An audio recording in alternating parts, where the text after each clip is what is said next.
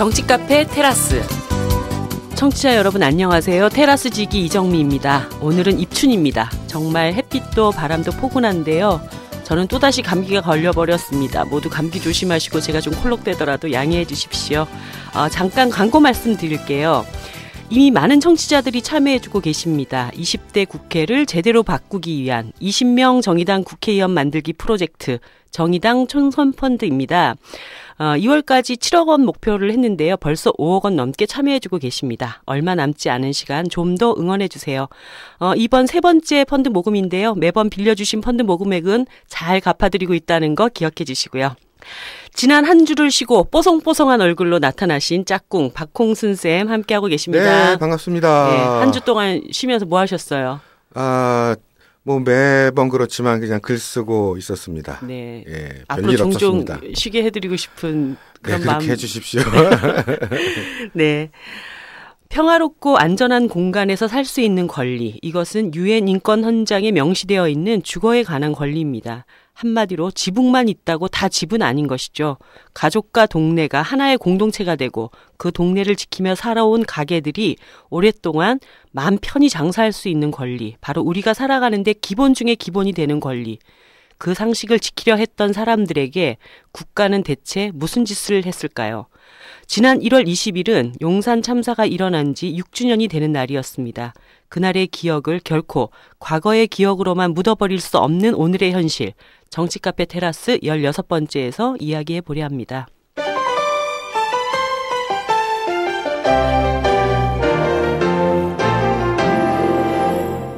오늘 테라스에는 용산 참사 당시 용산 4구역 철거대책위원장을 맡으셨고 그 사건으로 5년간 옥고를 치르셨죠. 최근에는 용산 남영역 부근에 수제 호프집 레아를 신장 개업했는데요. 이충현 위원장님이라고 해야 할까요? 사장님이라고 해야 할까요? 아무튼 오늘 모셨습니다. 이충현 위원장님 안녕하세요. 예, 안녕하세요. 반갑습니다. 네, 반갑습니다. 네. 아니, 제가 사진으로만 뵀는데 실물로 보니까 정말 이렇게 소년 같은 외모를 가지시고 어떻게 저분이 그 험한 일을 겪으셨을까 그런 생각이 드네요. 이제 저 처음 보시는 분들이 네. 처음에 이제 이미지가 막 과격한 그런 우락부락한 그런 뭐 그 용역 같은 예, 그런 이미지를 생각하시는데 그러니까. 결코 그러지 않습니다. 네. 이 녹음 장면을 처음 보시는 분들은 뭐 여성분이니까 부대표님이 누군지는 알 거고 아마 작가가 이충현 위원장이고 제가 철거대책위원장이었을 거다. 아마 이렇게 딱 통밥을 잡지 않을까 싶습니다. 네. 자꾸 자기 비하를 너무 오랫동안 하시면. 2013년 1월 달에 출소하셨습니다. 감옥이라는데 처음 가보셨죠? 예. 참, 어떻게 하다가 그런 일을 겪으셨는지 벌써 이제 그리고 출소하고 1년이 되셨는데 그 1년 동안 어떻게 지내셨나요? 예, 지금 제가 그 안에서 가장 하고 싶었던 것들이 제가 세상을 너무 모르고 살았다. 그래서 나한테 이런 시련과 고통이 찾아온 것이 아닌가 이런 후회들이 제일 많이 됐거든요. 네. 그래서 용산과 같이처럼 아파하시는 분들과 너무 이렇게 함께 하고 싶은 마음이 커서요. 그래서 그런 분들과 같이 연대하면서 이렇게 지냈습니다. 주로 강정마을, 예, 쌍용자동차, 예, 쌍용자동차, 예, 어디 그런 그 아픔이 있는 곳에는 항상 이충현이 나타난다라는 그런 이야기를. 거기다가 또 위원장님 혼자 다니시는 게 아니라 이제 가족이 총출동해서 다니신다고 어머님 부인까지 이충현 위원장님 감옥 가신 동안에 투사가 되셨다는 그런 얘기가 있던데요. 예, 두 분이 저보다 더 지금 사회 문제에 대해서 더 적극적이시고요. 예, 같이 다녀서 놀림도 많이 당하고 그럽니다. 근데 사실 이충현 위원장님이 그렇게 활동을 하시는 데는 굉장히 큰 아픔을 또 겪으셨지 않습니까? 그러니까 본인이 감옥에 다녀오신 것도 큰 고통을 겪으신 것이긴 하지만 지난 6년 전의 일로 또 아버님을 잃으신 그런 고통이 아직까지 마음에 많이 있으실 텐데요. 아버님하고 같이 이제 용산 남일당 바로 앞 건물에서 그 호프집을 경영을 하시다가 이 일이 있으셨던 걸로 제가 알고 있습니다. 그때 당시 호프집 이름이 레아 호프였는데 그 이름과 똑같은 호프 가게를 그것도 이제 수제 맥주라고 얘기를 하던데 남영역 앞에다가 만드셨다고요. 일단 신장 개업을 했으니까 우리는 이게 심의에 전혀 저촉되는 방송이 아니기 때문에 마구마구 광고를 해주셔도 좋습니다. 레아호프 어떤 집인가요? 예, 뭐 저희는 그 소량 생산되는 그 크래프트 맥주를 주로 판매하는 데고요. 그다음에 이제 그 뭐 안주나 이런 것들은 제가 저의 용산과 함께 해주셨던 활동가 분들이나 네. 그 강정마을 주민들, 뭐 밀양 주민들, 또 지방에 내려가서 귀농을 하시고 계시는 활동가 분들 이런 분들이 도와주셔가지고 안주 재료 같은 거를 공수해서 판매를 하고 있고요. 신선한 재료로. 뭐 일단은 음식점의 가장 중요한 것은 맛이잖아요. 네. 그래서 그런 뭐 맛에서는 두 번째 가량은 서러울 정도의 맛집으로 승부를 하고 있습니다. 감옥에 계시면서 밀주 담그는 법을 배우셨나? 원래 맥주를 만드실 줄 알았어요? 지금 뭐 이제 제가 맥주를 만들지는 않아요. 만들지는 않는데요. 그 선별을 하는 거죠. 그러니까 지금 그 맥주 자체가 대기업들이 거의 다 장악하고 있잖아요. 네. 근데 그 맥주 자체가 너무 맛이 없어요. 맞아요. 예. 그래서 기본적으로 이 맥주에 대한 인식 자체가 좀 변화되고 있는 시기거든요. 지금. 네. 그래서 그런 대형 상업 맥주에서 소량 생산되는 그런 맥주들. 그러니까 지금 저희 판매하는 맥주 중에 이제 벨기에 맥주 같은 경우는 전통이 한 400년 정도 됐는데 이 맥주가 사실 저희 나라 그 막걸리처럼 그 나라에서는 그 서민들이 담궈 먹던 술이거든요. 일반적인. 그래서 그런 뭐라 그럴까. 그 나라의 풍미를 느낄 수 있는 그런 맥주들을 판매하고 원래 이 대한민국 맥주가 짙고 깊은 맛이 없어가지고 우리가 거기다 자꾸 소주를 타잖아요. 그래서 소폭을 마시게 되는데 수제 맥주집에 가서는 폭탄주를 마시지 않고 맥주 그대로의 풍미를 느낄 수 있는 손님들은 많이 오세요? 뭐 그래도 많이 찾아주시고요. 또 용산 지금 현장 자체가 이렇게 황폐화로 된 지가 계속 그렇게 남아있기 때문에 용산에 대한 궁금하신 분들 이런 분들도 많이 오시고요. 그 위치가 어떻게 될까요? 사람들 찾아가려면? 그 남영동 숙대입구역 4호선 숙대입구역 6번 출구에서 나오시면요. 한 그 방향으로 한 20여 미터 걸어오시다가 우측에 조그만 골목이 있어요. 그 골목으로 쭉 들어오시면 돼요. 네, 우리 수제호프집 레아가 정말 번성하기를 바라면서 박수 한번 칠까요? 와. 네. 자, 얼마 전 그 6주기 추모제가 있었습니다. 저도 그 자리에 참석을 했었는데요. 벌써 6년의 세월이 지났더라고요. 그러니까 불과 얼마 전에 있었던 일인 것처럼 아직도 그 장면이 다들 이제 새벽에 놀라서 그 텔레비전으로 그 장면을 지켜봤었던 기억들이 있으실 텐데 벌써 6년이 지났습니다. 한마디로 정광석화처럼 밀어붙였던 용산개발. 그런데 결과적으로 지금 거기에는 아무것도 없어요. 항상 거기를 오가시면서 어떤 느낌이 드시는지 그 얘기부터 좀 과거의 얘기를 떠올리면서 시작을 해볼까 합니다. 제가 이제 저는 그 지역에서 초등학교를 다니고 중학교를 다니고 고등학교를 다니고 이렇게 쭉 성장해 왔거든요. 근데 지금도 그 허벌판으로 남아있는 곳이 제 눈에는 이 옆에는 중국집이 있었고 이 옆에는 편의점이 있었고 이 옆에는 시장 골목이 있었고 이런 모습들이 그려져요.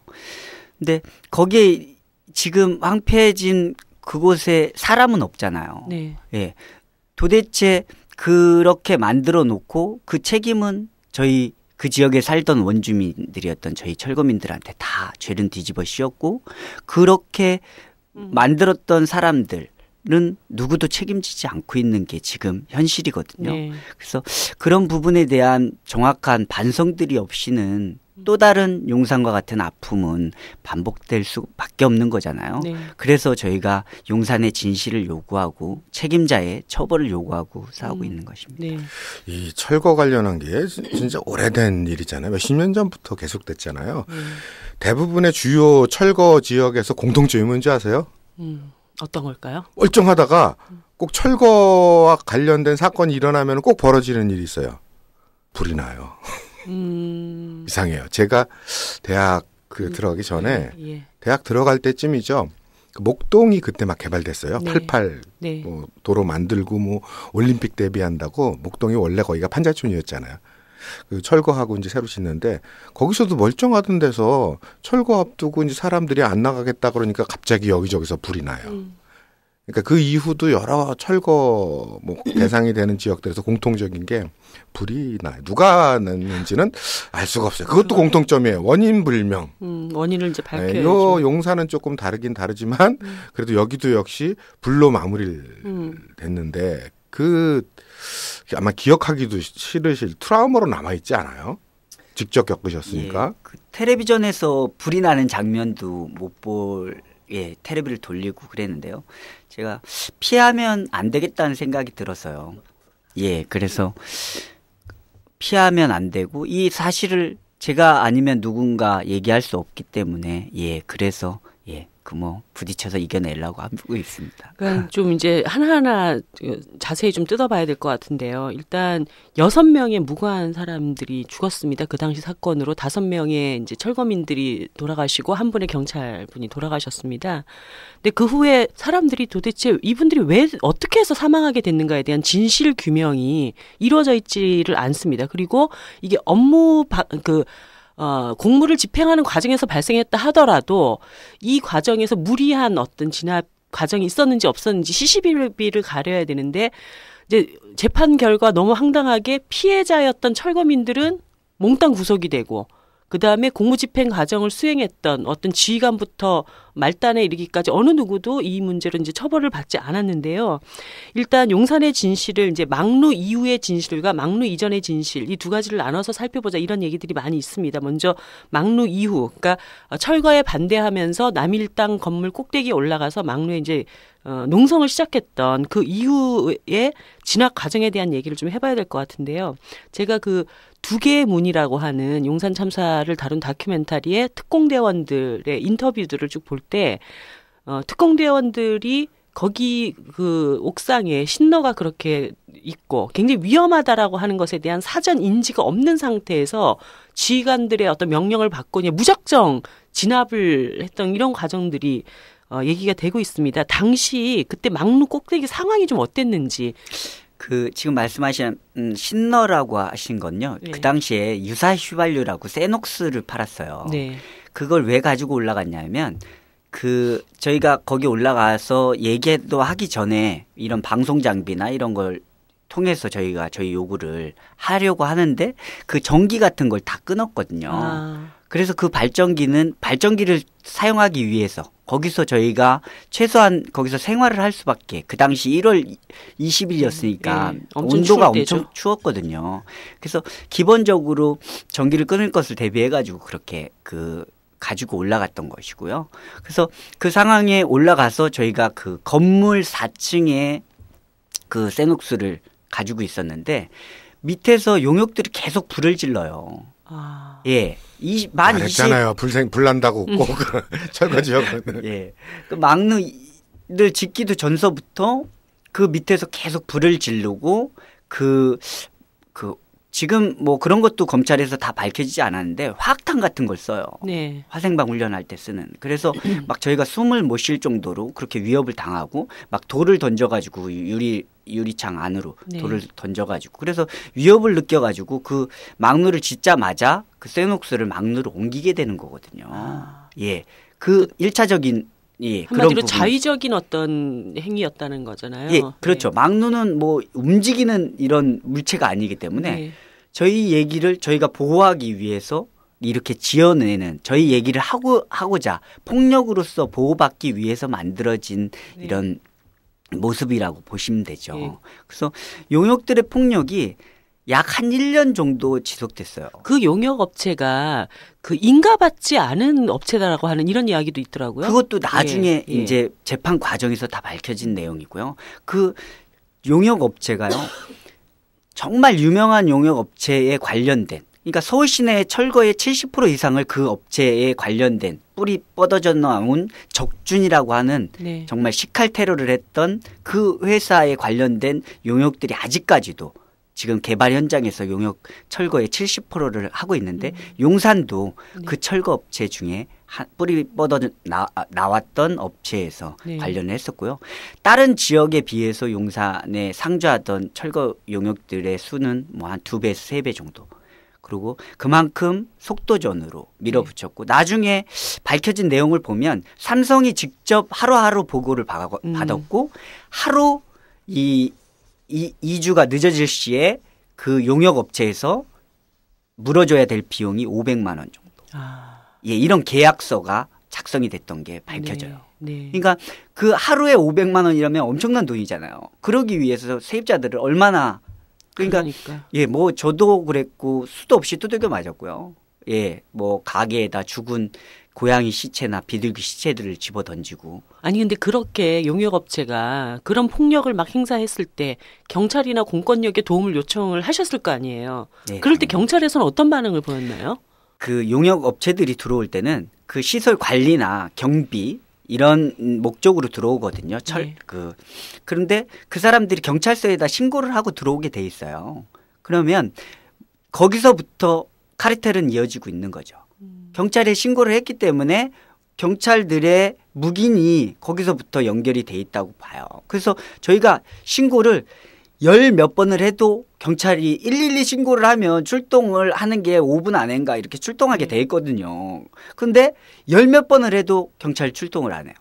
어떤 한 날은 용역들이 한 30명이 나와서 이 큰 길을 막고 집을 못 가게 하는 거예요. 사람들을. 돌아가라는 거예요. 그래서 아니 길을 냅두고 왜 돌아가냐. 그래서 신고를 했는데 경찰들이 안 와요. 그래서 끝내는 서울지방경찰청에다 직접 그냥 경찰청 뭐 이런 데다 직접 전화를 해서 112 신고를 했는데 안 나온다. 좀 나와달라. 그래서 약 한 30분 만에 경찰들이 출동해서 하는 소리가 돌아가시면 되지. 왜 이렇게 가시려고 굳이 그러시냐. 그냥 돌아가셔라. 싸우지 말고. 이게 뭐 상식적으로 서울 시내 중심부에서 일어났던 일입니다. 그러니까 민간업체가 주민들한테 그런 폭력을 행사하는데도 경찰 쪽에서는 오히려 그걸 묵인을 했고 그러면 이미 그 용산 개발 과정에 뭐 용역업체나 그리고 공권력이나 이런 부분들이 다 뭐 뭔가의 카르텔이 형성이 돼 있었다 이렇게 보시는 거잖아요. 그 당시 그 용산구청장이 삼선이었는데요. 네. 그 한나라당이었죠. 지금 새누리당 전신이었던 그 사람도 저희 철거민들을 뭐라고 얘기했냐면 떼잡이들이라고 그랬어요. 떼 쓰는 사람들. 근데 그 사람 저희 그 용산 참사 이후에 바로 옆 지역 그 재개발 지역에서 그 뇌물수수 혐의로 구속됐습니다. 그 사람이 거기서만 받았겠냐는 거죠. 네. 사실 수사가 제대로 이루어지지 않아서 그렇지 용산에서도 수많은 제보들이 있습니다. 용산 관련해서도. 그 뭐 진압 과정 얘기를 하다가 이제 거기까지 갔는데 사실 왜 농성을 하게 됐는가는 조금 이따 더 말씀을 나눠보기로 하고 그래서 이제 용역들이 끝없이 이제 위협을 가했고 막루 위에서는 그것을 이제 보호하기 위해서 막루를 이렇게 세웠고 예. 그다음에 이제 신너는 그렇게 그러니까 그 당시에 이제 발전기를 돌리기 위해서 확보해 놨던 예. 이제 그런 물품이었다라고 이제 말씀을 하셨습니다. 근데 그리고 나서 어쨌든 진압을 하러 이제 두 차례 공격이 있었잖아요. 첫 번째 화재가 한 번 났었고 예. 그리고 다시 경찰들이 물러서고 나서 2차 그 진입 과정에서 이제 결국 그 화재와 참사가 발생을 하게 되는데요. 그때 상황이 어떤 상황이었는지 좀. 그 막루를 진압하기 위해서 컨테이너가 떠요. 네. 그 경찰들이 그 진압 경찰들을 실은 컨테이너가 뜨는데 그 컨테이너가 이 막루를 계속 부딪혀요. 그래서 그 안에 그 막루에 있던 사람들이 막 넘어지고 네. 이런 상황에서 그 안에다 대고 체류가스하고 그 소화기 가스 분말을 살포를 해요. 네. 그래서 그 안에가 아주 혼탁한 상태였고요. 그리고 그 막루 자체가 뭐 워낙에 가건물식으로 이렇게 지어놓은 거기 때문에 부실했거든요. 그래서 그 안에 짐을 싸놓다 보니까 그 아까 말씀드렸듯이 그 세녹스를 갖다가 막루 2층, 3층에다가 올려놨었는데 거기다 그 처음에 올려놨는데 가운데다 올려놓다 보니까 막루가 이렇게 주저앉아요. 바닥이. 네. 그래서 1층에다가 기둥을 세워가지고 그 바닥을 쳐 올리거든요. 그래서 고정을 해놓은 걸 막 진압 경찰이 아마도 뺐을 거라고 생각해요. 그래서 그걸 빼서 그 바닥에 아예 다 주저앉으면서 그게 다 안으로 쏟아져 버려요. 신너가. 그렇죠. 그래서 그 진압 경찰이 그 저희 재판 중에도 뭐라고 얘기하냐면 이 세녹스 그 예. 냄새 때문에 눈과 이 호흡기가 아주 숨을 못 쉴 정도로 눈이 네. 아팠다. 그거는 증언 과정에 나오죠. 예, 증언으로 그렇게 얘기를 하거든요. 유증기로 완전히 꽉 차 있었고 그래서 거의 환각 상태가 됐다라는 얘기. 예, 그럴 정도로 그런 막 혼탁한 상황이죠. 네. 정신이 하나도 없고 그런 상황에 이제 그 밖에서 보시는 영상처럼 물포들을 쏴대 가지고 밑에 물이 뭐 정갱이 정도까지 이렇게 올라와 있는 상태니까 아예 그 밑에는 거의 뭐 엄청 위험한 상황이었죠. 네. 그런 상황에. 그러니까 저희도 이제 재판 중에 그 당시에는 뭐 이렇게 뭐 상식적으로 뭐 합리적으로 판단할 수 있는 상황이 아니었고요. 뭐 그 당시에는 정신없이 쫓겨서 막루로 도망가서 그런 어떻게 그 뭐 막루하는 한마디로 아비규환이었겠네요. 그렇죠. 다들 뭐 정신을 차릴 수 없었고 그런 상황에서 뭐라 그럴까 어두웠었고요. 동이 트기 전이었고. 그렇죠. 뭐 새벽 6시 몇 분 이때였으니까. 7시 정도가 좀 넘었는데 그 당시에 상당히 좀 어두웠고 그런 뿌연 상황. 거기에 이제 그 냄새가 너무 강했기 때문에 저희는 계속 그 안에 있었기 때문에 뭐 그 냄새가 아예 그 냄새에 취해 있었을 그런 상황이었죠. 근데 이제 재판 과정에서는 결과적으로는 그 상황에서 그 철거민들이 화염병을 던져서 불이 나게 됐다라고 얘기를 하고 있잖아요. 이 상황은 어떻게 봐야 되는 겁니까? 그 재판에서 이제 그 검찰이 수사를 시작을 해서 수사본부가 차려져요. 그래서 검사가 약 120명이 수사를 하게 됩니다. 근데 그 검사 내용을 쭉 보면 전체적으로 보면 초창기에는 검찰이 경찰에 대한 과잉 진압에 대한 수사를 약간은 하는 듯해요. 근데 불현듯 전혀 그 수사가 이루어지지 않아요. 어느 시점에 가면 약 며칠 지나고 나서. 근데 그 시점에 이루어졌던 그나마 초창기 며칠 동안 이루어졌던 수사 자료가 있었는데 그 3,000쪽이라고 하거든요. 그러니까 저희 수사 자료가 약 10,000쪽 정도 되는데 그 3,000쪽을 끝까지 저희 1심 재판 끝날 때까지 검찰에서 내놓지 않아요. 근데 그게 가능한 일인가요? 그래서 저희가 헌법소원을 하고 그래서 거기서 이겨서 국가가 잘못했다 해서 저희한테 민사적으로 배상을 합니다. 그건 근데 재판이 다 끝난 이후에. 그러니까. 사람 죽여놓고 미안하다는 소리 하는 거랑 똑같아요. 그렇게 부당하게 그렇잖아요. 검찰이 기소권을 가지고 있는데 유일하게.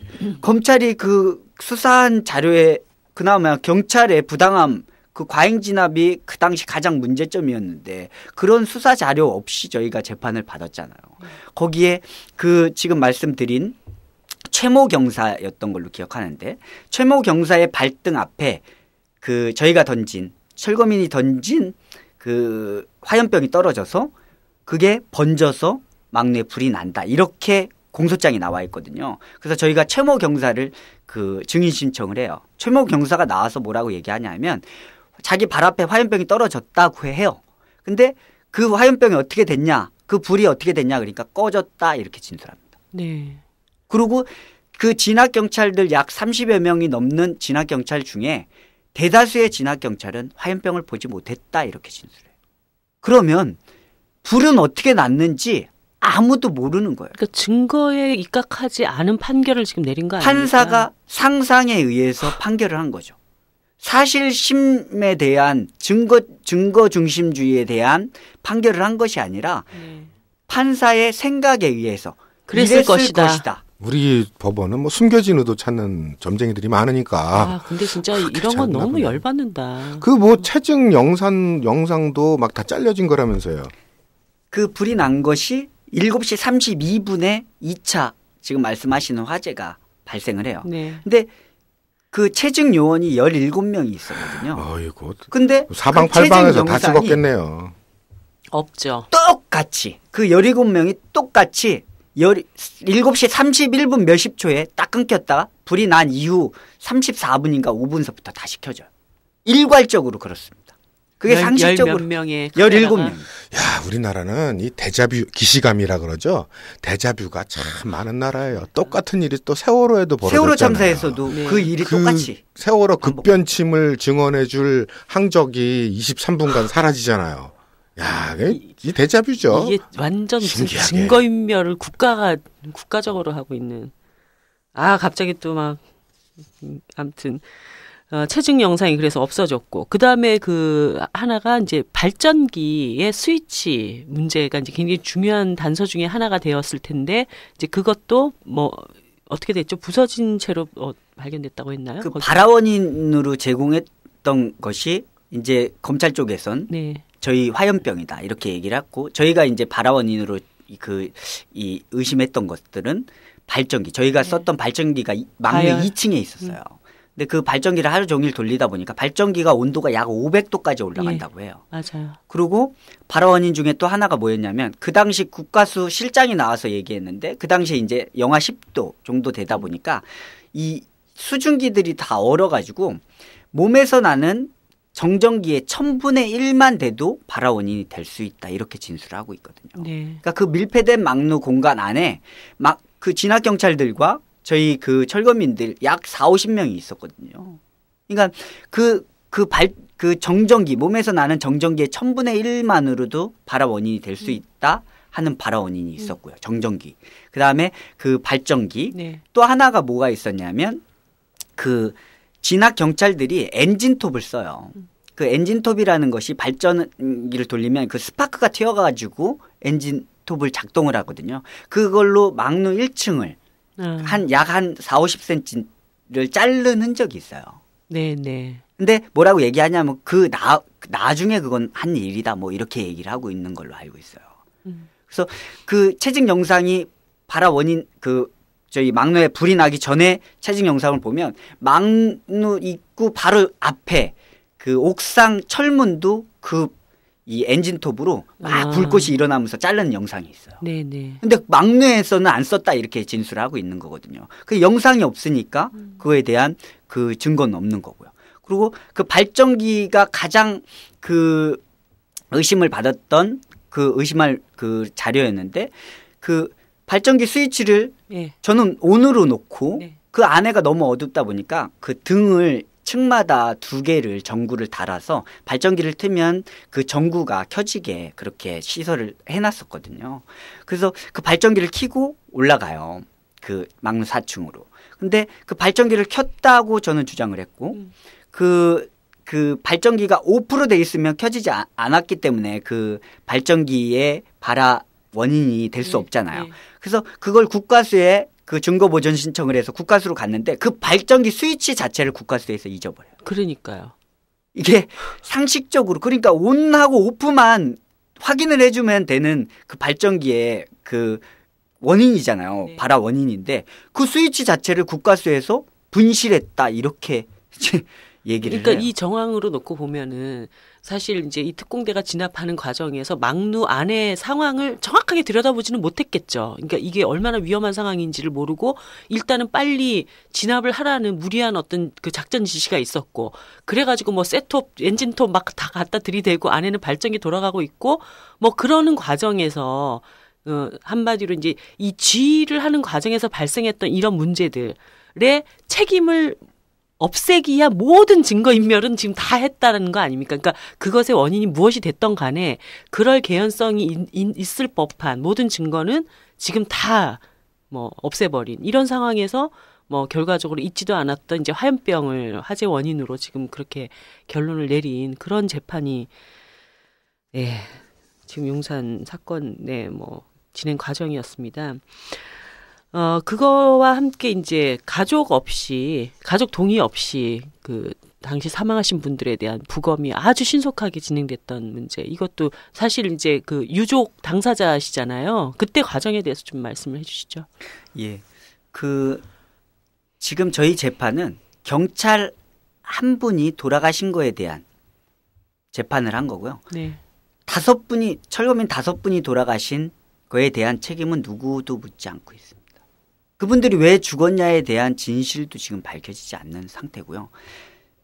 돌아가신 5분 중에 2분은 지금 다치셨던 분 중에 자기 몸 위로 떨어졌다 하시는 분들이 계세요.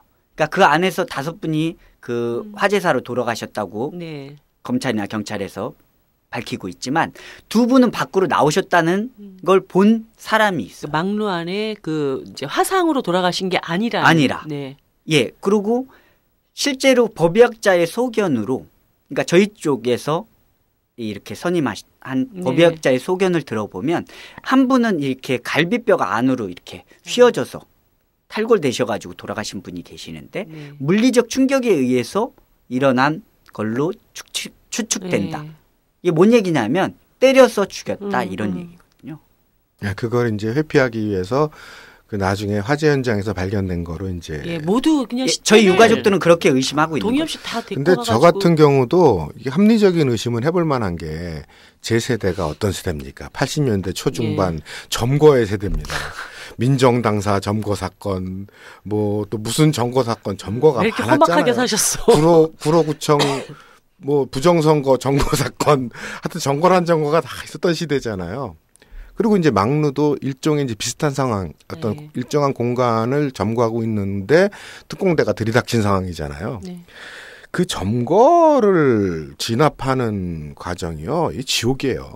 겪어봐서 아는데 진짜 아비규환의 상황이고 그 안에서 자행되는 폭력이라는 거는 진짜 상상을 초월할 정도로 무지막지해요. 저 개인도 당해본 거는 처음엔 아파요. 맞는데 막 구두발로 밟고 곤봉으로 막 머리부터 온몸을 조지는데 처음엔 아픈데 좀 지나면은 내 귀로 퍽퍽 소리가 들려요. 아, 이러다 죽는 거구나 하고 이제 정신을 까무러치는 거죠. 그래서 엄청난 폭력이 있었을 개연성은 굉장히 크죠. 그 내에서 과정에서. 진압 특공대원들도 제가 볼 때는 굉장히 정신이 없는 상황에서 그 올라간 것이고 자기들도 뭐 거기서 갑자기 이렇게 불이 터지고 이럴 거라고 생각을 못 했었다는 거잖아요. 처음에는. 그러니까 이제 그 아까 진술 내용에 경찰 특공대 진압 이제대장인가 했던 사람 진술이 그렇거든요. 너무 숨을 쉴 수도 없을 정도의 유증기가 그 안에 꽉 찼었다. 이런 걸, 그러니까 특공대들은 알고 있었다는 거잖아요. 그러면 저희가 그 당시에 이 경찰들이 진압을 해가지고 옥상까지 다 점거를 해요. 저희가 막루 안에 갇혀 있는데 저희가 어디로 도망갈 수가 있고 뭐가 그렇게 급박할 이유가 없었잖아요. 그렇게 위험한 상황이었으면 진압을 중지했어야죠. 실제로 나중에 내놓은 그 경찰 검찰이 수사했던 삼천 쪽 안에는 경찰 수뇌부가 그 당시 상황을 알았다면 진압을 중단시켰을 것이다 하는 진술이 있습니다. 네. 그러니까 그렇게 위급한 상황이었다면 본인들의 진압이 잘못됐다 하는 것을 시인한 거죠. 그러니까요. 그러니까 철거민 5분이랑 그리고 그 경찰 대원 1명도 어떻게 보면은 이 진압 과정을 무리하게 지휘했고 그 위험에 대한 어떤 대비도 없이 일단 저 막루를 다 끌어내리는 것밖에는 아무것도 생각하지 않았던 정말 멍청한 지휘관들 때문에 발생한 문제 아닙니까 이게. 그래서 지금 어쨌든 이제 뭐 그 당시 구속됐던 분들은 모두 다 지금은 얼마 전 이제 1월 달에 이제 나머지 한 분까지 이제 출소하시면서 다 출소가 되어 있는데요. 어쨌든 이 밝혀지지 않은 진실에 대해서 지금 이 용산참사 대책위원회가 이 남아있는 어떤 그 과정들을 좀 어떻게 이 문제를 풀려고 노력을 하시는지.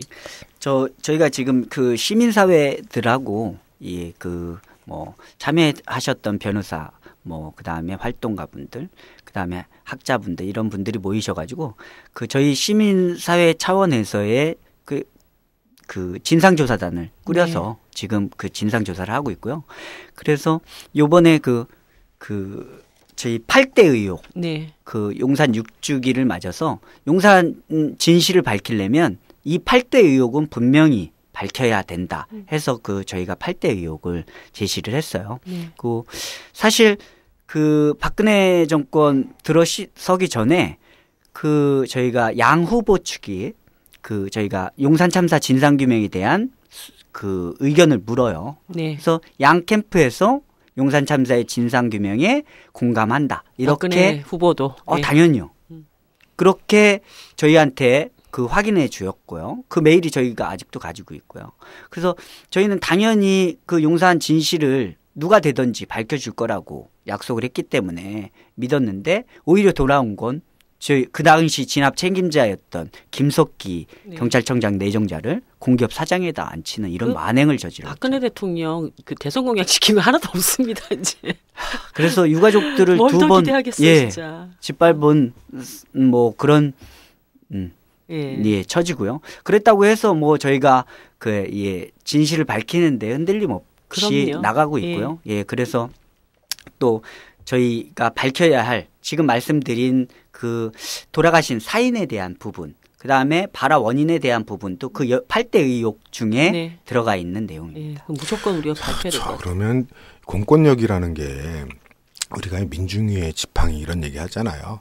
근데 사실은 이제 민중 때려잡는 지팡이야. 민중에 대한 지팡이로 이제 역할을 해왔는데, 근데 우리는 어쨌든 공권력 그러면은 생각을 하는 것이 어떤 불법 행위에 대해서 행사한다는 것 이렇게 생각하잖아요.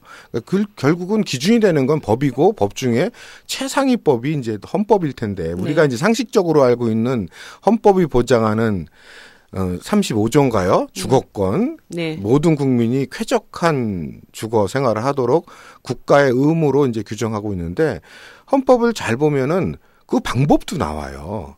모든 국민이 쾌적한 주거 생활을 하도록 할 국가의 의무를 실행하는 방법이 저기 뒤에 119조 2항에 보면은 시장의 지배와 경제력 남용을 방지하여 누가 국가가 시장 지배와 경제력 남용을 방지하여 경제 주체 간 조화를 꾀하도록 한다. 방법도 나와 있거든요.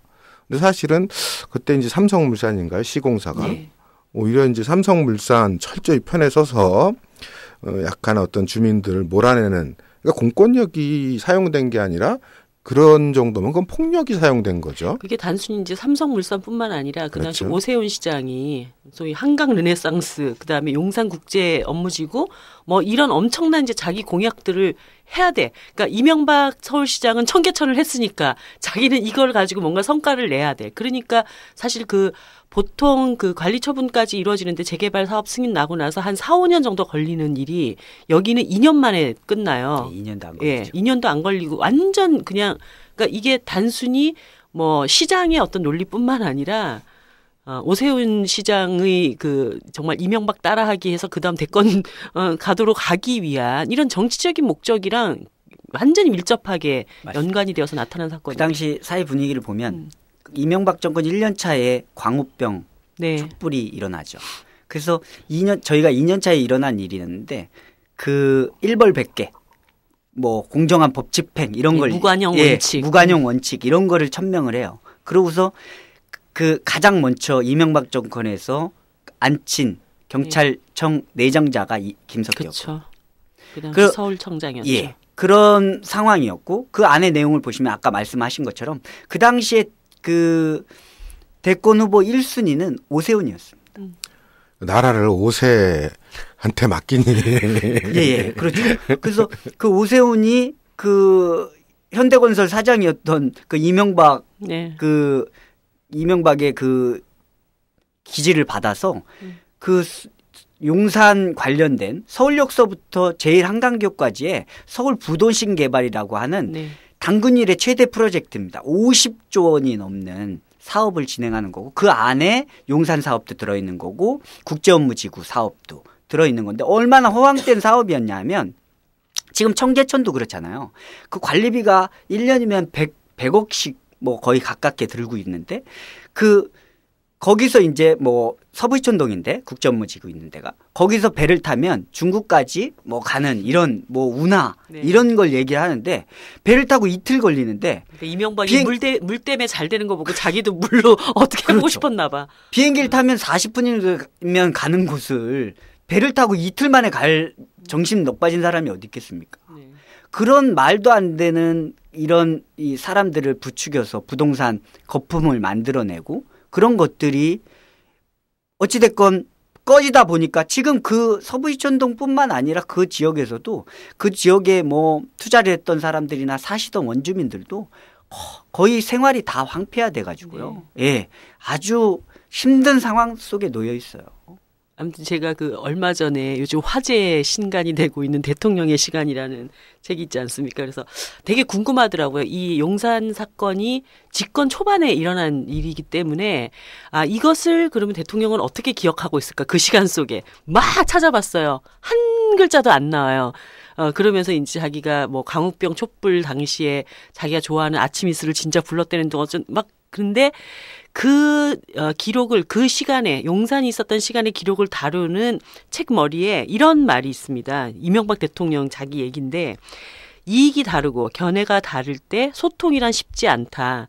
하지만 진정성을 갖고 최선을 다할 때 절대로 열리지 않을 것 같은 문도 조금씩 열린다. 이런 표현이 있어요. 그래서 정말 이 조금씩 소통을 하고 뭔가 이렇게 문제를 풀려고 노력했던 대통령이라고 얘기를 한 사람이 정말 단 하루 만에 그렇게 사람을 한마디로 때려잡는 이런 일을 벌일 수 있었던 것인가. 그 사람의 진정성은 그거였던 거죠. 정말. 처지일관이네요. 뻥을 쳐도 이런 뻥을 치라고 진짜. 진정성을 가지고 했더니 막루 문이 부셔졌네요. 예, 열린 게 아니라. 그러니까 때려 부셔서 열었죠. 자, 그래서 어쨌든 지금 이 억울한 그 지난 시간에 대한 진실을 반드시 좀 규명을 해야 될 텐데 그러려면 좀 더 많은 사람들이 이 문제에 대해서 관심을 가져야 될 것 같아요. 그러려면은 왜 그 당시에 용산 사구역 철거민들은 막루로 올라갔나. 그러니까 사실 이제 재개발이 시작됩니다라고 했을 때 그 지역 주민들하고 이것이 이러이러한 사업의 목적이 있고 그렇기 때문에 당신들과 어떻게 협상을 해서 어떤 보상을 해주겠다. 이런 얘기가 있었을 거 아닙니까? 근데 무엇이 그런 협의를 이어가지 못하게 하고 이제 농성이라는 극단적인 선택을 하게 됐는지. 그 재개발 제도 그러니까 이제 저희 같은 경우는 대단위 개발이 돼서 이제 도시환경 정비 사업에 관련돼 가지고 도정법에 그 조항이 들어가는데요. 근데 그 안에 보면 이 세입자들이 협의체를 만들어서 대화하게 돼 있어요. 근데 그게 의무 조항이 아니라 그냥 뭐 권고사항 이 정도예요. 그러니까 지키지 않죠. 예. 그 시공사들이나 이 개발을 진행하는 지주들의 조합은 그걸 진행을 하지 않아요. 그래서 단 한 차례의 대화도 없었고요. 쉽게 얘기해서 이제 개발 조합이 이 선임한 그 감정평가사들이 있거든요. 그래서 그 감정평가사들이 감정을 평가해 가지고 얼마 받고 나가라 이렇게 그냥 통보를 해요. 네. 근데 그 금액이 뭐 거의 이 한 가정을 무너뜨릴 정도의 금액이에요. 예. 그러니까 살지 못하게 하는 게 대규모 개발이죠.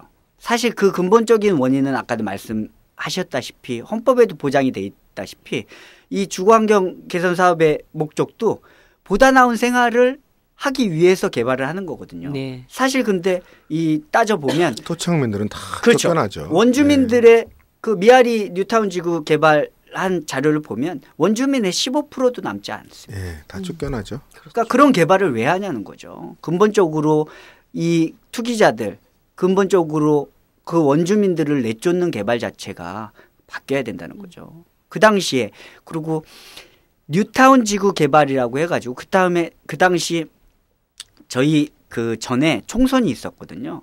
총선 때 타운돌이라고 해가지고 뉴타운 공약을 했던 국회의원들을 다 당선이 돼요. 네, 맞습니다. 그 부동산 붐을 일으키고 부동산 그 사행심을 부추겼던 그런 정치인들 또 그런 사람들이 사실 지금 부동산 경기가 꺼져서 그 당시 뉴타운 지구 그 구역 지정이 서울 시내의 3분의 1 정도 가까이를 그러면 수백만 명 거의 정확하게 따진다면 서울 시내 인구의 거의 대부분을 차지하는 아파트에 사는 분들 몇 분 빼놓고서는 거의 대부분의 사람들이 해당되는 그런 뉴타운 지구 제정을 하거든요. 그래서 전세난이나 대규모 개발되다 보니까 이제 멸실 주택들 생기고 이러다 보니까 지금 전세값들이 엄청나게 올라가 있잖아요. 이게 사실 근본적으로 용산의 문제가 전체적인 세입자들의 문제거든요. 그래서 지금까지도 부동산이라는 것은 한번 올라가면 쉽게 떨어지지 않습니다. 그때 올라갔던 거품이 아직까지도 꺼지지 않아서 세입자들이 지금 전세대란 이런 것들을 겪고 있는 거거든요. 그래서 용산의 진실이 밝혀져야 이런 것들이 바로 잡혀서 주거 안정이 되지 않을까 네. 이런 거죠. 그러니까 우리나라의 이제 개발이 기본적으로 이제 개발이 필요한 곳에 개발이 돼야 되잖아요. 그러니까 이제 우리가 사는 어떤 주거 환경이 굉장히 노후하고 낙후돼서 더 이상 이렇게 사람이 편리하게 살 수 없는 어떤 상황이 됐을 때 그것을 개선하는 작업으로 진행되는 것을 1차 순위로 해야 되는데 우리나라 개발은 전부 수익성 위주. 어떻게 하면은 여기다가 아파트를 더 지어서 더 많은 부동산 이익을 얻을 것인가. 이걸 중심으로 개발이 되다 보니까 그 수익성 범위 안에 들어가 있지 못한 사람들은 다 떨려 나가는 이런 이제 상황이 된 거죠. 그래서 뭐 자기 집을 가진 원주민들도 다시 그 비싼 아파트로 들어갈 수 있는 그런 입주금이 없는 경우에는 이제 다른 동네로 가야 되고 그러면서 공동체가 이제 무너지게 되는 이런 과정인데 특히나 아까도 잠깐 말씀하셨던시피 세입자들은 그런 어떤 보상과 협상의 주체조차 될 수 없기 때문에 발생하는 어려움들이 이번 용산 참사로 또 이어졌다고 보여집니다. 그래서 그 아까 이제 뭐 협상 과정에서 그 통보를 받으셨다고 했는데 그 책정의 어떤 그 수준 이런 게 어떤 거였는지 사실 거기서 그 아버님께서 26년, 27년을 거기서 가게를 해오셨다고 했지 않습니까?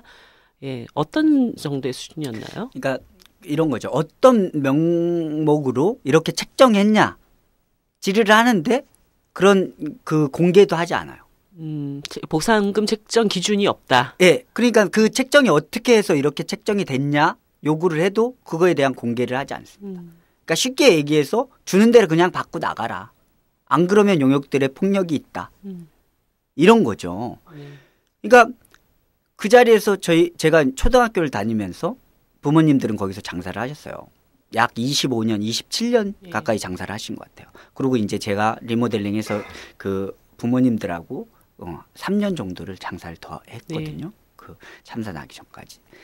그러면 예를 들어서 저희 가족한테는 이 장소가 그 가게가 모든 그 가정의 모든 것이잖아요. 그렇죠. 예, 생계의 모든 것뿐만이 아니라 생활의 모든 것인데 일순간에 그걸 주는 대로 받고 나가라. 그 비용 자체가 생각지도 못해서 바로 옆에 가서 이주해가지고 살 수 있는 그런 뭐 수준이나 되면 말도 안 하겠어요.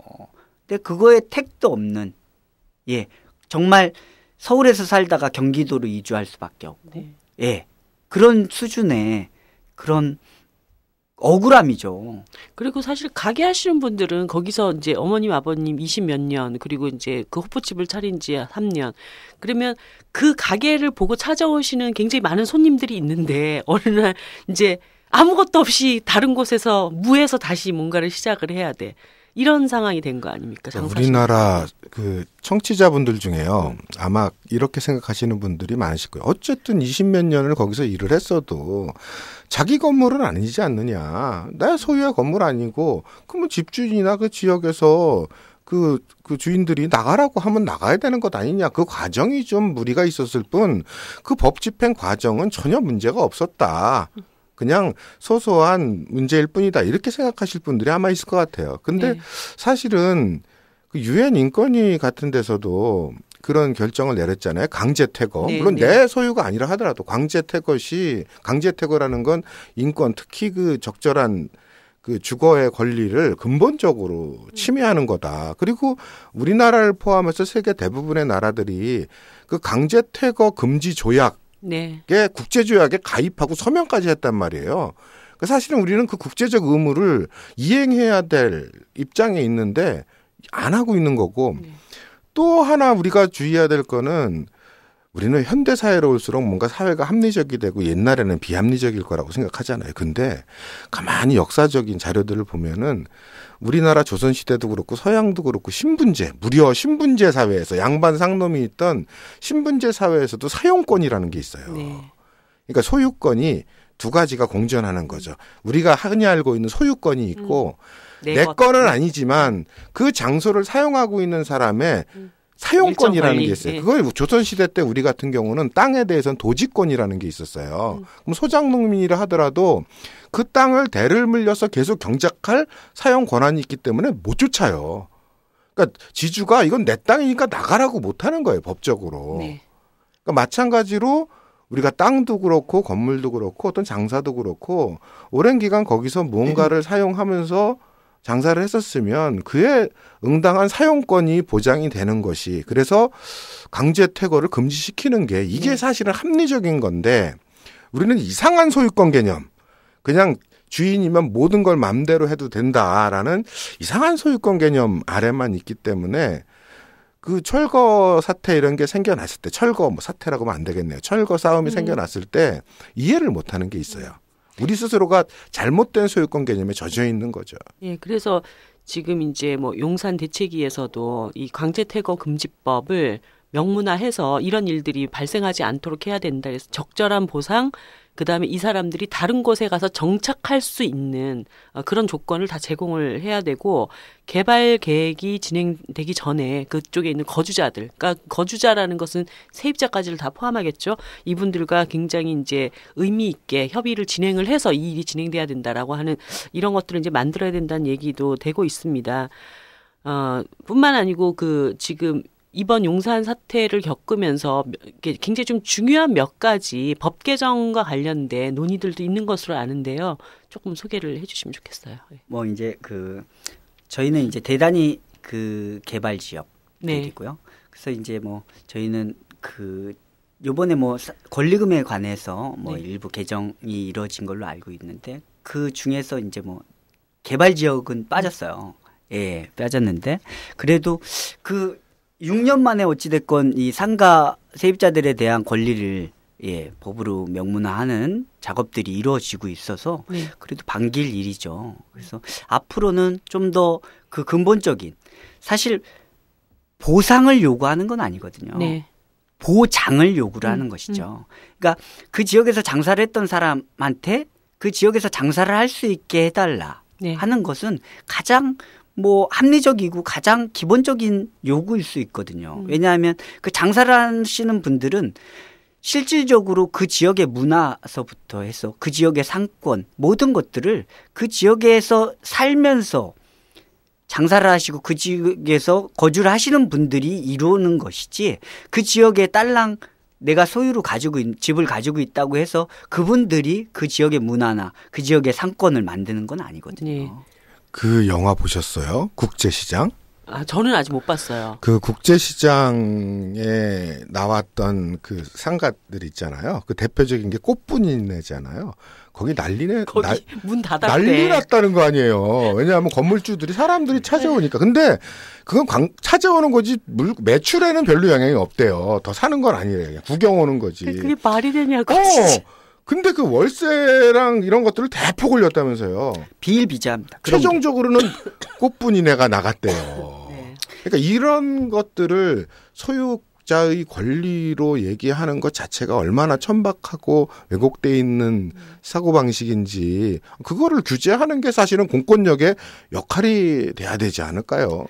이런 기본적인 협의체들이 그러니까 그 일부 유럽의 선진국들을 보면 이 세입자들을 대변하는 협의체들이 그 조율을 해서 그런 뭐 세를 올리는데 뭐 일정 금액을 정한다든지 이런 세입자들의 기본적인 권리에 대한 어쩔 수 없는 경우들이 발생할 수 있거든요. 그러면 그런 거에 대한 책정을 해서 세분화하고 있거든요. 어떤 종목에 따라서. 네.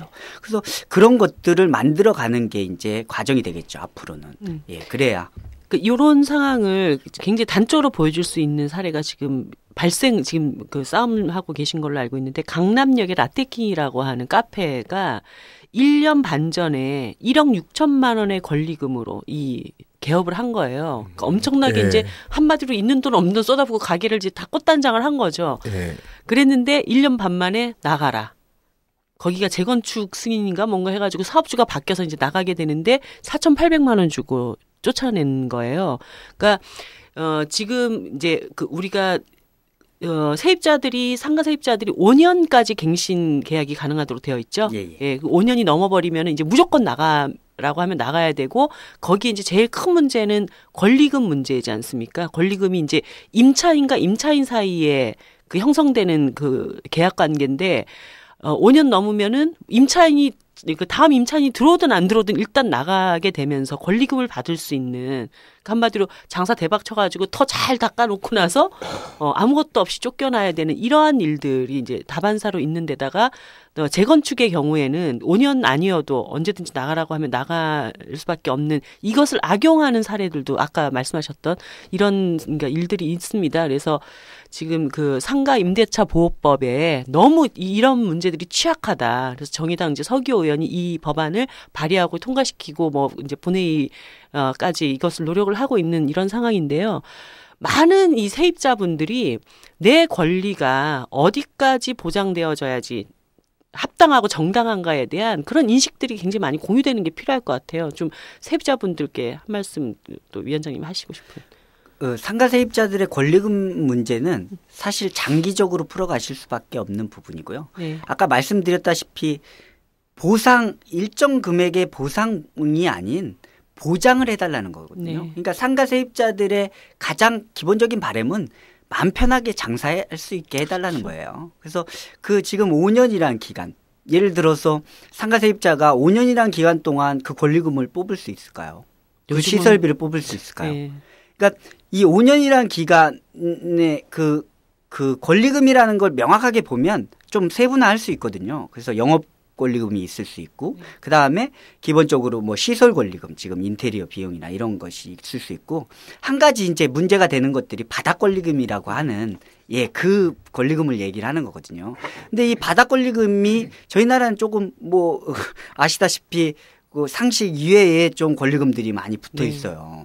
근데 이게 워낙 오래돼 있기 때문에 또 그런 게 없는 데가 없기 때문에 이걸 장기적으로 푸는 방법, 이건 뭐 제 개인적인 소견이지만 이 리스크를 그러니까 그 위험 요소를 분산시키는 수밖에 없다고 생각이 들거든요. 그래서 장사를 최소한 5년 하다 쫓겨나고 3년 하다 쫓겨나고 2년 하다 쫓겨나면 그 리스크가 크잖아요. 그래서 이걸 뭐 10년, 20년 정도 이렇게 리스크를 분산하면 그거에 대한 권리금에 대한 그 위험 부담이 적어지겠죠. 그래서 그것이 그러니까 장사를 할 수 있는 편하게 장기간 장사를 할 수 있는 그런 방향으로 일단 보장이 돼야 되고요. 그다음에 부득이한 경우에는 그런 그 세입자들을 대변하는 이 협의체가 구성이 돼서 지자체장이나 뭐 이런 지역 단위로 구성이 돼서 이제 그런 그 세분화하는 뭐 예를 들어서 미용실이면 어느 정도 금액. 네. 예. 그럼 뭐 헬스장이면 어느 정도, 중국집이면 어느 정도. 그런 것들이 쭉 정리가 돼서 기본적으로 보장을 하고 그다음에 근본적인 것은 아까 이제 저희 용사참사 진상규명위에서 그 한 2년 동안 논의해서 시민사회 단체들과 논의했던 부분에 발의를 했던 그 강제퇴거 금지법. 네. 그 강제퇴거 금지법의 그 근본적인 내용이 그거거든요. 점유의 권리를 보장하는 거예요. 근데 저희 나라 헌법상 소유의 권리를 보장하기 때문에 헌법하고 상충되는 부분이 있어요. 이 인식이 하루아침에 바뀌진 않겠죠. 근데 끊임없이 노력해서 바꿔야 내야지 근본적으로 세상이 안정적이 되고 사람이 인간답게 사는 세상이 되겠죠. 저 상가임대차 보호 문제만 봐도 한국 사회의 진보 정당이 왜 필요한지를 극명하게 보여주는 것 같아요. 제가 이제 처음에 민주노동당 하던 시절, 15년 전쯤이죠. 그때 처음으로 상가임대차 보호법이라는 게, 그러니까 진보 정당이 의회에 진출하면서 가장 대표적인 법안으로 이제 주도적인 사업을 해서 통과됐던 게 상가임대차 보호법인데, 아니 세상에 임대차 보호 주택은 다 되는데 상가가 건국 이래 거의 60년 가까이 보호할 법이 없었던 거잖아요. 사실 그 전에 밀리오레부터 여러 가지 이번에 국제시장으로 문제된 것처럼 난리가 난 경우가 많았고 분신 자살해서 죽은 분도 많고 막 그랬었거든요. 네. 그럼 그 이전에 진보 정당이 의회에 진출하기 이전에 거의 60년 가까이를 보수 정당 사이에서는 여야로만 나뉘었지 둘 다 보수 정당만 있던 시절에는 왜 상가임대차 보호법이라는 게 안 만들어졌을까? 근데 그때 상인들이 그런 법을 요구 안 했던 게 아니거든요. 계속 매년 요구했는데 안 만들었던 거거든요. 논의도 국회에서 안 하고. 전 그런 생각을 했어요. 왜 안 만들었을까 이 사람들이. 상식적으로 어느 나라에나 다 있는 법을. 대부분 국회의원들이 건물 준 거지. 보수 정당의 국회의원들이 건물주가 아닐까. 상당 부분이 그런 의심을 할 수밖에 없었어요. 네. 의심이 아니라 사실입니다. 그러니까요. 실제로 통계를 보면 국회의원들 90%가 서울의 땅을 가지고 있어요. 네. 그러니까요. 그래서 상가 임대차 보호법 앞으로 남은 과제도 많지만 그 속에서 진보 정당의 역할이 크지 않을까. 열심히 노력을 하겠습니다. 우리가 이제 뭐 막루 이후의 진실은 공권력에 의한 이 타살, 국가 폭력에 의한 타살의 진실을 밝혀내는 것이겠고, 막루 이전의 진실은 정말 세입자들이 그리고 그 마을을 지키고 살았던 평범한 사람들의 주거권이 어떻게 제대로 잘 보장되어야 하는가, 이런 문제로도 나뉠 수 있을 텐데요. 어쨌든 이 용산 참사의 진실을 밝히기 위해서 마음을 좀 더 모으려고 하시는 분들께 뭐 어떻게 좀 참여하실 수 있는지 뭐 그런 소개가 있으시면. 예, 저희 그 용산 참사 진상규명위는 지금 그 용산에서의 진실을 밝혀서 비단 이 용산의 진실이 저희 그 당시에 있었던 피해를 봤던 철거민들의 문제가 아닌 지금 누구나 다 겪고 있는 그 전세 대란이나 네. 이런 그 상가를 운영하면서 그 상가에서 불합리하게 쫓겨나시는 모든 상가 세입자들 분들, 또 대단히 개발로 그 지역에서 집을 가지고 사셨던 분들이라도 영세 가옥주들 같은 경우는 그 지역에 건물이 들어서면 자기 분담금이 막 많게는 1억 넘게까지 해서 그냥 마음 편하게 집을 사시다가 빚더미에 앉아서 또 그 지역에서 사시던지 아니면 쫓겨나실 수밖에 없는 처지가 됐거든요. 네. 그래서 이런 근본적인 개발 정책에 대한 대안을 제시하고 또 용산의 진실을 밝히는데 노력하고 있습니다. 그래서 저 용산 참사 진상규명위에 여러분들께서 하는 일에 함께해 주시고요. 네. 또 저희 용산이 진실을 밝히는 일에 연대해 주시길 부탁드립니다. 네. 우리 선생님 마지막으로. 예, 뭐 이 주택 문제까지 포함하고 땅 문제까지 포함하면은 뭐 더 복잡한 거고요. 오늘 얘기된 건 주로 이제 상가 관련된 거였는데 이걸 이제 학문 용어로는 비공식 부문이라고 이름 붙이잖아요. 네. 그러니까 소상공인, 자영업자들. 자영업자. 근데 제가 어떤 그 책을 보다가 예전에 봤더니 전 세계에서 그 비공식 부문 비율이 제일 높은 게 한국이에요. 그러니까 숫자가 엄청난 거죠. 우리가 뭐 외국에 나가보면 이렇게 상점이 많은 나라가 없잖아요. 어느 동네를 가도 골목마다 그냥 상점으로 바글바글대고 그만큼 어떤 그 최소한의 가족 생계, 그게 무슨 큰 대기업이나 이런 데처럼 더 많은 돈을 벌기 위해서 하는 게 아니라 최소한의 가족 생계를 유지하기 위해서 자기 품값을 버는, 대부분의 소상점이 그렇잖아요. 자기 품값 정도, 자기 땀 흘린 정도의 돈을 얻기 위해서 자기의 전 재산과 가족의 운명을 걸고 이제 일을 하시는 분들일 텐데, 이제 그분에 대한 보호가 없이 민생을 얘기하는 것이 얼마나 허황된 거고 허구적인 것인가. 그래서 6주기도 됐고, 그 다음에 이제 또 내년에 총선을 거치면서 진보정당이 더 커져서, 특히 정의당을 중심으로 네. 진보정당이 더 커져서 이 상가 임대차 보호법 문제를 훨씬 더 이렇게 좀 실제 상인들이 피부로 느낄 수 있는 법으로 만드는 기점이 되었으면 하는 바람입니다. 네. 자, 6주기가 되었는데 아직 6명의 죽음의 진실이 밝혀지고 있지 않습니다. 국가폭력이 이렇게 용인될 수 있는 사회, 그래서 다시 또 300명이 넘는 어린 아이들의 죽음도 또 밝히지 못하는 이런 나쁜 선례들이 계속되면 안 될 것 같습니다. 우리 용산 대책위도 정말 이제 사회를 바로잡는다라는 그런 막중한 어떤 책임을 가지고 또 더 열심히 노력해 주시기 바라고, 많은 국민들과 함께 정의당도 용산을 잊지 않고 진실을 규명하기 위해서 더 힘을 모으겠습니다. 오늘 1시간 정도 말씀 나눴는데요. 너무너무 감사드리고 우리 레아호프집 또 한 번 더 번창하시기를 기원드립니다. 수고하셨습니다. 수고하셨습니다. 고맙습니다.